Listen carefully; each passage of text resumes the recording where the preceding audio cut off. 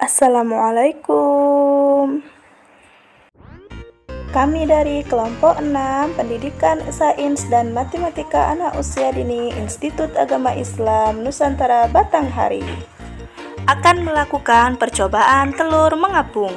Hai teman-teman, hai. Ada yang tahu nggak ya, kenapa kapal laut itu bisa mengambang di permukaan air laut?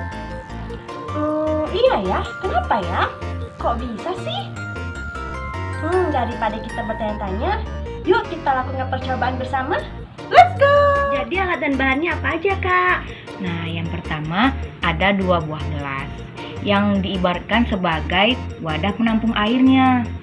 Nah, yang kedua ada 2 buah telur yang diibaratkan sebagai kapal laut. Nah, yang ketiga ada garam. Nah, ini yang berfungsi sebagai memperbesar massa jenis air supaya 2 telur ini yang diibaratkan sebagai kapal laut bisa mengapung. Nah, yang terakhir ada air yang diibaratkan sebagai air laut. Lalu kenapa pakai 2 gelas, Kak, dan 2 telur?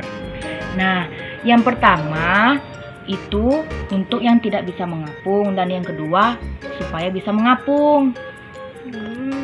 Yuk kita lakukan percobaan, Kak.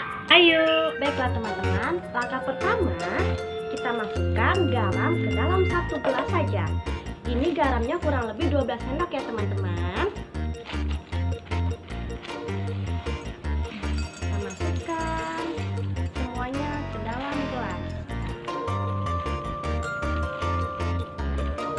Nah, selanjutnya Kita masukkan air.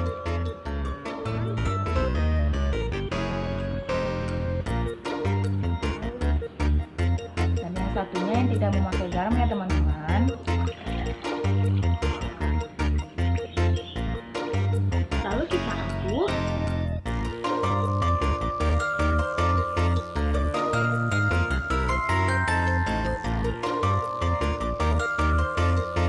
Setelah diaduk, lalu masukkan 2 buah telur ke dalam gelas. Jadi kita cemplungkan.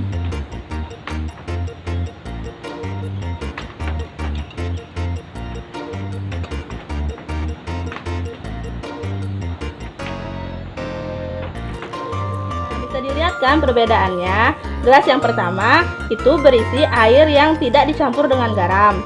Nah, tidak ada perubahan sama sekali dan telur tetap akan tenggelam.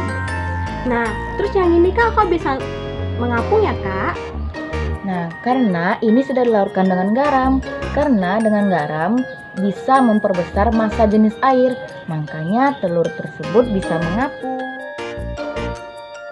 Jadi dari percobaan yang telah kita lakukan tadi dapat disimpulkan bahwa di gelas pertama itu tidak ada kandungan garamnya dan tidak ada yang berubah dengan massa jenis airnya sehingga telur tetap akan tenggelam. Dan di gelas yang kedua itu ada larutan garam yang bisa mengubah massa jenis airnya sehingga telur mengapung. Jika massa jenisnya lebih berat dari air, maka benda akan tenggelam.